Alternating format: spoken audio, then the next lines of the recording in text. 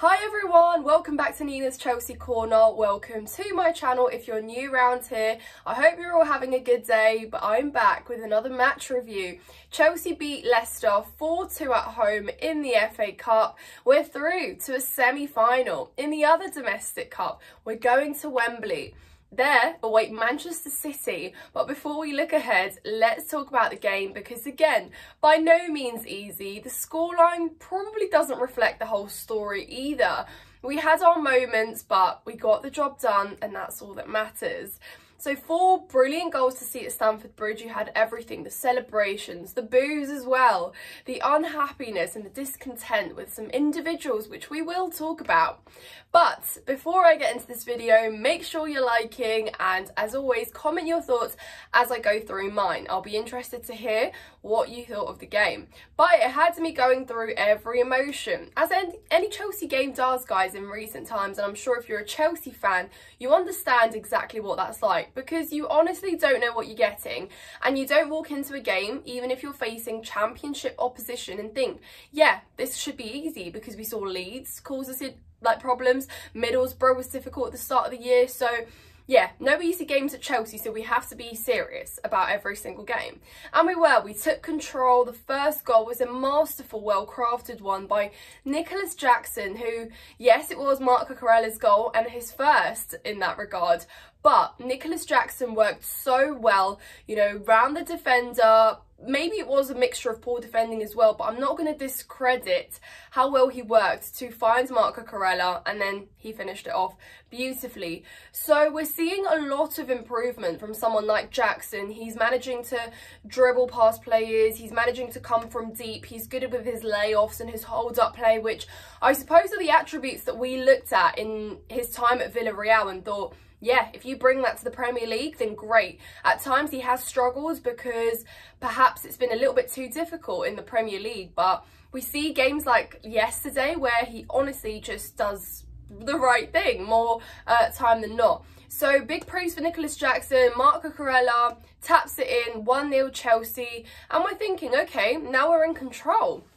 And then you see our most experienced player in the name of Raheem Sterling, the veteran, the one that literally is supposed to be setting an example, the one that's not allowed to really have inconsistencies, because we have the young players across the rest of the pitch that do have inconsistencies because they're learning on the job, because they're just coming into senior football, most of them. But Raheem Sterling, the one that's lifted Premier League titles, the one that's competed at the top level, to be having such a poor display is really beyond unacceptable. He had at least 2 opportunities in quick succession to extend our lead and he didn't. So he left us later on, I blame him, with the pressures of having to face a very threatening Leicester side when we easily could have had a comfortable cushion of 2-3-0 at half-time, 4 maybe even.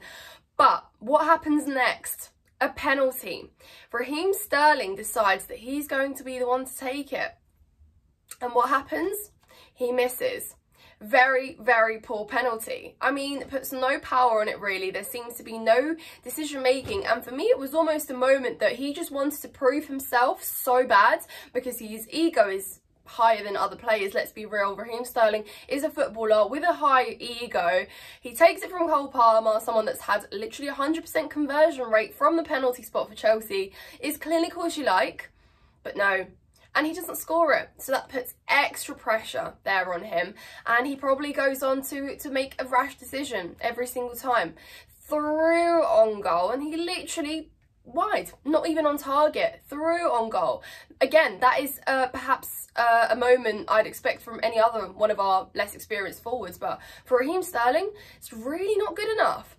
Maybe he redeems himself with the assist for Cole Palmer, but at that point I'm still so angry with his series of misses, or perhaps, yeah, just series of wrong decisions, that I'm not even that happy with it.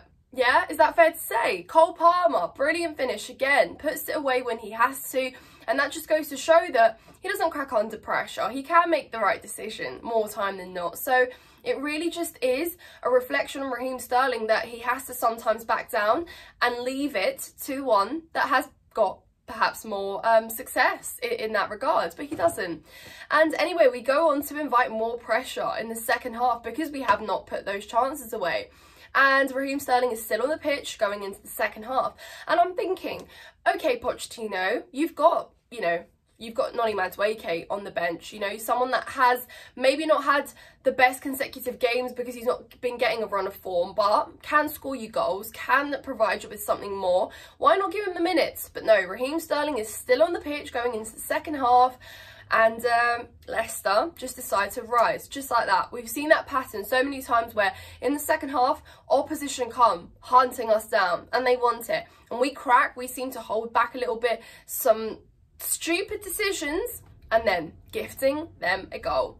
Disasi, I mean, I combined the blame for both Sanchez and Disasi, maybe Disasi more because I think he just felt the pressure too much, put so much weight on that back pass that was supposed to find Sanchez, but because he was so off his line, perhaps he was opening himself up, offering an option to Disasi, but you should have known better, and surely communication there should have been better as well. You can see that Disasi's got a man on his back, he's just turned his back away from his forwards.